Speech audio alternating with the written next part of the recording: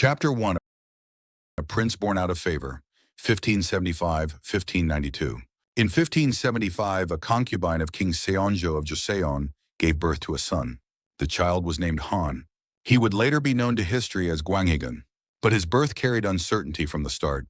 The queen consort had no children, and Han was the second son of a royal concubine, not the legitimate firstborn. In Joseon's strict Confucian order, a child born outside the formal royal marriage could not easily claim the throne. King Seonjo delayed naming an official crown prince for years. He was waiting for a legitimate heir.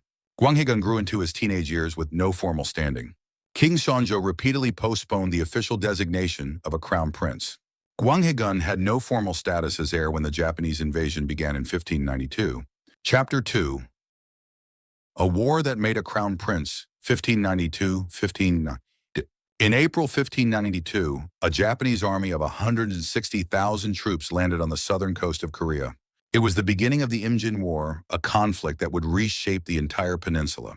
The advance was overwhelming. Within 20 days, the capital fell. King Seonjo fled north toward the Chinese border, abandoning the city. In the chaos of the collapse, he made a sudden decision. He named Gwanghaegun as crown prince. The 17-year-old was given a title forged not in ceremony, but in crisis. The king ordered Gwanghaegun to lead a divided court, a shadow government called the Buncjo in the war-torn interior of the country, while the king himself retreated further north. For over a year, the young crown prince traveled through provinces ravaged by war, rallying militias, restoring local order, and keeping what remained of the state together. While the king sought refuge near the Chinese border, Gwanghaegun stayed in the burning country. The people took notice.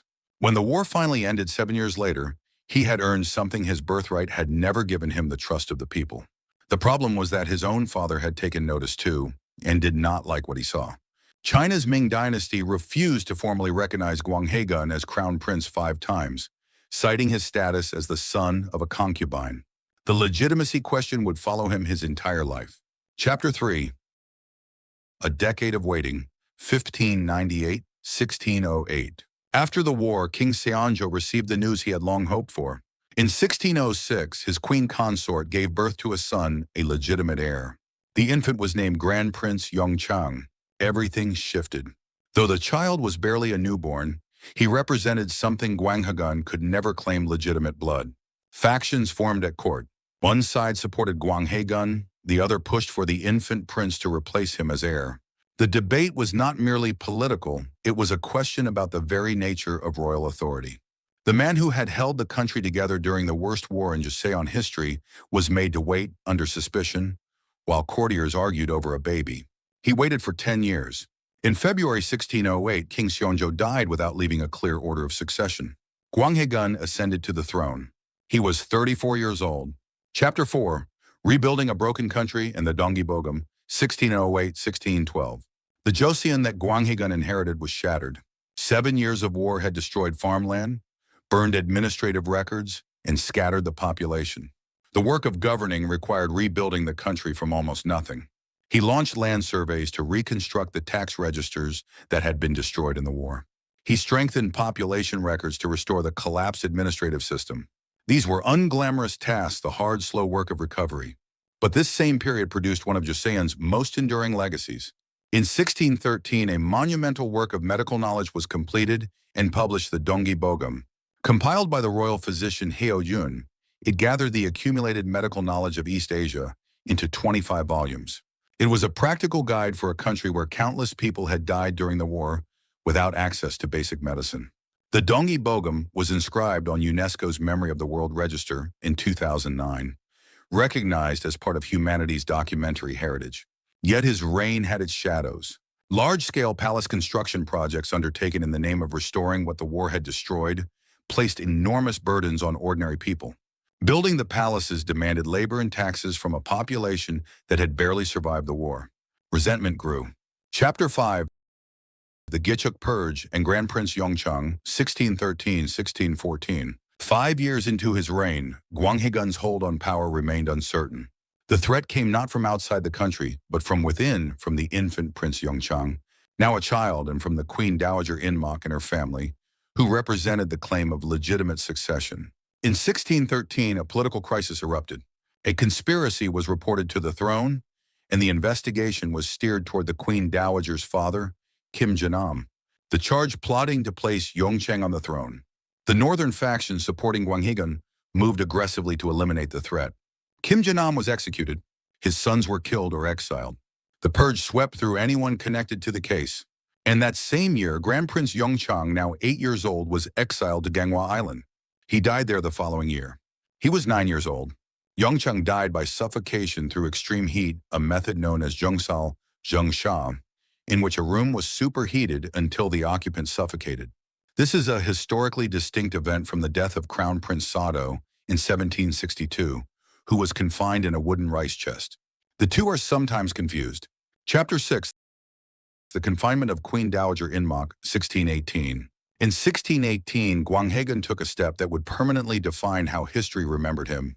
He stripped Queen Dowager Inmok of her title and confined her to a section of Gyeongung Palace, a place that came to be called the Western Palace. The palace where Queen Dowager Inmok was confined was Gyeongung, known today as Deoksugung. This should not be confused with Gyeongdeokgung, today's Gyeonghuigung, a separate palace. The confinement of a living Queen Dowager was without precedent in Joseon history. In a kingdom built on Confucian principles, stripping a Queen Dowager of her title was more than a political act. It was a violation of the moral order that the entire system of government claimed to uphold. His opponents called it an act of moral depravity. This single decision would become the most powerful justification for removing him from power. Chapter 7. The Neutral Diplomacy, A Calculated Survival, 1619. While these events unfolded inside the court, the world beyond Joseon's borders was being redrawn. In the north, a Joseon leader named Nurhaci had founded the later Jin state and was challenging the power of Ming China.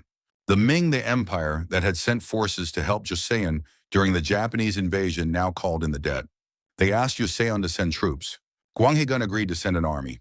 But he gave his commander, General Gang Hongnip, a private instruction, read the situation, and act accordingly. At the Battle of Sarhu in 1619, the Joseon force of 13,000 soldiers surrendered to the later Jin rather than fight to the end. Gang Hongnip told Nurhaci, "We came because Ming demanded it, not because we are your enemies." This was deliberate. Gwanghaegun had fulfilled the obligation to his Ming ally while simultaneously signaling to the rising new power that Joseon was not a threat. His calculation was unsentimental. The war had left Joseon with no capacity for another major conflict. Ming China was in decline. Antagonizing the force that would likely replace it could mean Joseon would be next. For as long as Gwanghaegun held power, that calculation held. Joseon was not invaded from the north. General Gang Hongnip remained in later Jin territory after his surrender. He returned to Joseon in 1627 during the Jongmyo War under King Injo. His surrender at Sarhu is confirmed in historical records as consistent with prior instructions from Gwanghaegun. Chapter 8. The night of the coup, March 12, 1623. On the night of March 12, 1623, hundreds of soldiers gathered outside the walls of the capital. They were led by a coalition of officials from the Western faction men who had spent years in political exile or diminished standing under Gwanghaegun's rule. At the center of the group was Prince Nongyang, a grandson of King Seonjo. The force entered the city in darkness and moved on Cheongdeokgung Palace. The defenses were thin. By early morning on March 13th, the palace had fallen. Gwanghaegun escaped over a wall into the palace garden, but was found the next day hiding in a subject's home and arrested. Prince Nongyang was enthroned as King Injo. 15 years of Gwanghaegun's reign were over. The stated justifications were three: his moral depravity in confining the Queen Dowager, his betrayal of Ming China, and his ruinous construction projects. These charges were written into the historical record by the men who had just removed him from power. The official chronicle of Gwanghaegun's reign was titled Gwanghaegun Ilgi, literally Diary of Gwanghaegun, rather than Siluk, the term used for the verified records of every other Joseon monarch. The choice of title was deliberate. The new regime refused to recognize him as a legitimate king. Chapter 9. Watching from exile, 1623-1641. Gwanghaegun was not executed. He was a member of the royal family, and killing a former king carried its own risks. He was exiled to Ganghwa Island. In 1624, when a military revolt briefly threatened the capital, he was moved temporarily to Taiyuan before returning to Ganghwa. When the Qing invasion began in 1636, he was transferred to the nearby island of Gyeodong, and finally in 1637 he was sent to the island of Jeju at the southern edge of the Korean peninsula, the farthest point from the capital. In the winter of 1636, China's new Qing dynasty, formerly the later Jin, invaded Joseon. King Injo fled to Namhansansong Fortress. The Qing army swept through the country. After 45 days of resistance, Injo opened the gates. In January 1637, at Samjeondo, King Injo knelt before the Qing emperor and bowed his head to the ground 3 times in formal submission. It was the most humiliating moment in Joseon's history. On Jeju Island, Gwanghaegun heard the news. He was 63 years old. What he had spent 14 years trying to prevent had come to pass not under his reign, but under the reign of the man who had replaced him. What he thought in that moment, history does not record. Gwanghaegun was alive when the Qing invasion and the Samjeondo capitulation occurred in January 1637. He died 4 years later in 1641 on Jeju Island. He was 67 years old. Chapter 10. Death on Jeju Island, 1641. In 1641, Gwanghaegun died on Jeju Island. He was 67 years old. Every king of Joseon received a posthumous title, a name by which history would remember them. Gwanghaegun received none. He remained in the historical record simply Gwanghaegun, not a king, but a prince.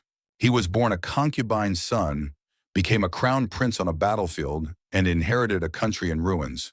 He rebuilt it, navigated its survival between 2 empires, and was removed from power for choices that his successors could not match. The war he had worked to prevent came 4 years before his death. It was not prevented by the men who replaced him. History is written by those who remain in power. The story of Gwanghaegun lives in the space between what was recorded and what actually happened.